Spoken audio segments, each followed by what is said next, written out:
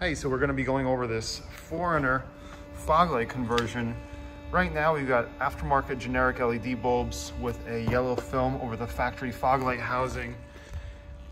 If you've been keeping up with us, we do have a solution now from Diode. It's a hybrid setup using a Ford F2 mount for the fog lights. It's gonna be a custom setup and a angled bezel that comes off the newer Toyota SS3 kit. So we're going to show you how that all works out. I'm going to show you the performance here in a second after I turn off the lights, but just wanted to give you guys a visual before and after, of course.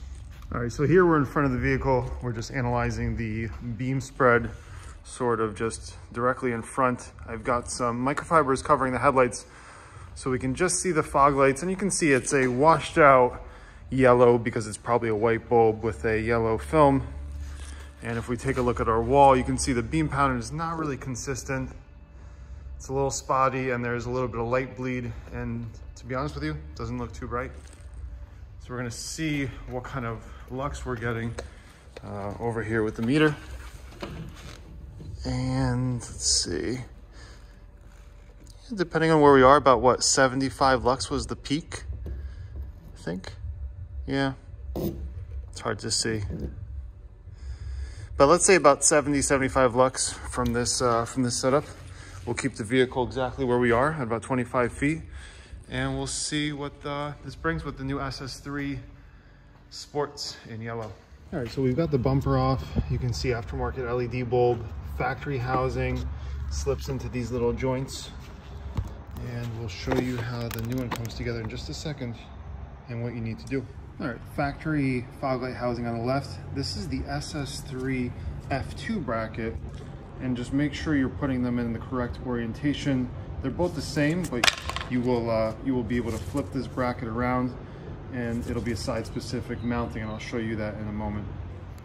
So you can see I initially created a little dot there, but I needed to move it upward.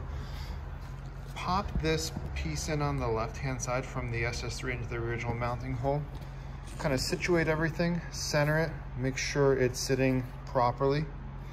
And the way I sort of figured out where my hole was supposed to be, the angle of this fog light, you just kind of measure it up and make sure that the SS3 is matching up that line so it's nice and straight.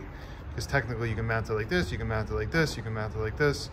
So just try to get a visual reference. I used a Sharpie over here and I'll drill it out, fit it up, and see how it works. So now it's popped in, and that's the F2 bracket in the original opening without the front bezel. So you're just gonna eye it out, make sure it looks level. This one looks pretty solid. So another thing I recommend doing is sliding out that hole a little bit with a drill bit. It'll give us a little bit more adjustability on the front of the pod for alignment purposes. So once you've done that, make sure the pod is angled all the way down as much as it can go. It's not gonna have a lot of adjustability, but you can see there's a slight downward angle. And since we've slotted the holes, make sure the back of this looks nice and level. The fins with the mounting bracket, that's pretty close. So a hole's got to be drilled on the inside, not on the outside, because the outside's already pushing through. We're going to secure it with a bolt and nut. It's not included in the kit, but you should probably have something around your house, or you can go get it some hardware. All right, so that's what the hardware looks like once it's installed. And so we drilled the hole on the bumper, we drilled the hole on the new support, the F2 bracket, just on the inside. And again, the outside, it clips into the original position. This is just an extra precaution so it doesn't pop out. All right, new assembled fog light assembly, original. Again, reflector base with an aftermarket LED system in there. And this is gonna be a full LED assembly with a bracket set up. And that's exactly how it looks. It is smaller, but it kind of goes to the opening of the fog light bezel, and it all seems to work out nicely. All right, so I've got this situated. Again, you wanna make your hole in line with this one. That's how you'll know it's level.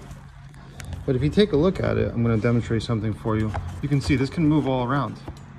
So what the front bezel does of the fog light housing is kind of secures it right in the center, and that's why it's important for your pod to be angled down. You can see the fins pretty much touching the top versus on the bottom there's a little bit of space, so it's angled downward already. All right, so final look here. You can see the fog light bezel surround is kind of hugging the corners of the F2 bracket. And then side angle, the angled front half of the SS3 matches up with this, which is really nice. Looks really sharp.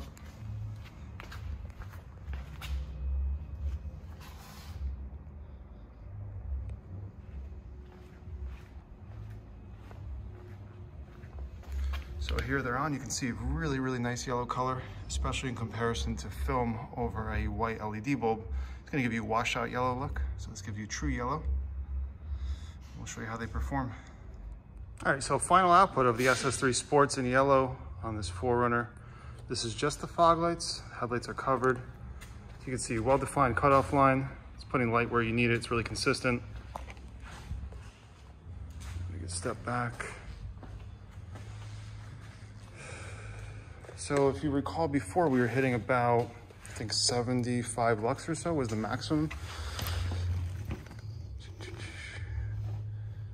So here we've got about 200. Not only that, you're seeing a much proper, it's a lot more properly distributed, especially the width. Before the output was sort of patchy. So we probably gained about 3 times intensity. Of course, it looks a lot better too. If you guys have any questions, email us. It's info@lightwerkz.net. You can find the fog light kit on our website. We'll drop a link below and let us know if you have any questions.